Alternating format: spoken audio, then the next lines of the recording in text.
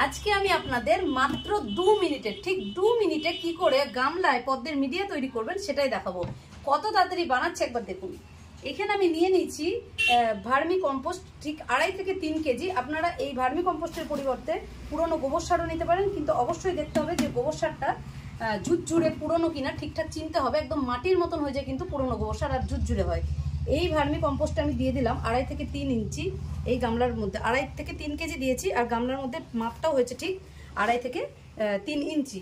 আর এর সঙ্গে চলে যাচ্ছে এই যে আমাদের ম্যাজিক পোশন, যেটা আমি বারে বারে আপনাদের দেখাই। এই যে ম্যাজিক পোশন চলে যাচ্ছে ঠিক 20 থেকে 25 গ্রাম, একদম এইটুকু। এই ম্যাজিক পোশনেরই খেলা শুরু হবে ঠিক গাছ বসানোর কয়েকদিনের মধ্যেই, আপনারা সেটা দেখতে পাবেন। এইটাকে আমি ভালো করে এরকম করে মিশিয়ে দেবো এই ভার্মি কম্পোস্টের সাথে।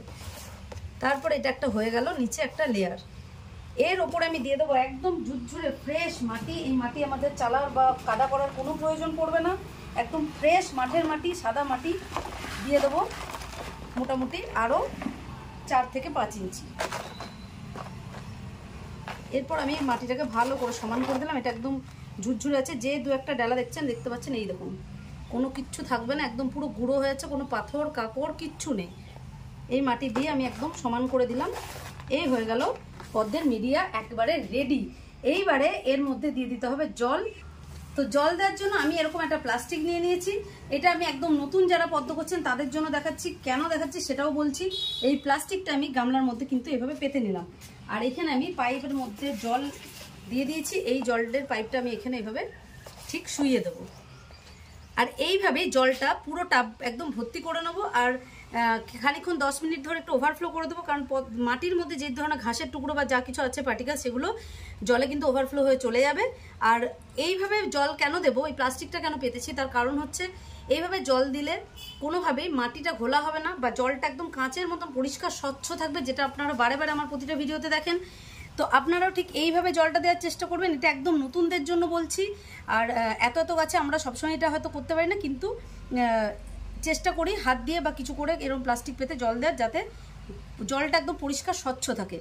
তো এই জলটা ভর্তি হয়ে যাক।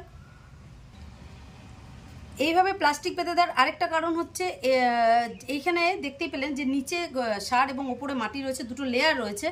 তো জল যদি প্রেসারে দেওয়া হয় সেক্ষেত্রে লেয়ারটা ভেঙে যায়, বা দুটো লেয়ারের আস্তে আস্তে সারটা মিক্সড হতে থাকে, এবং তার কারণে জল কিন্তু জলে শ্যাওলার পরিমাণ বাড়ে এবং জল ঘোলা হয়ে যায়, যেটা অনেকের এই সমস্যাটা হয়ে থাকে।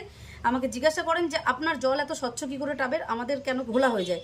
তার কারণ কিন্তু ওটাই, সারের সাথে জল মিক্সড হলে কিন্তু ধীরে ধীরে শ্যাওলার পরিমাণ বাড়তে থাকবে এবং জল ঘোলা হতে থাকবে। আপনারা দেখতে পাচ্ছেন জলটা ইতিমধ্যেই এই যে ভরছে মাটির মধ্যে, অথচ কিন্তু কোনো ঘোলা ভাব নেই। দেখুন একদম জলটা একদম পরিষ্কার, এখন থেকে কিন্তু জলটা পরিষ্কার।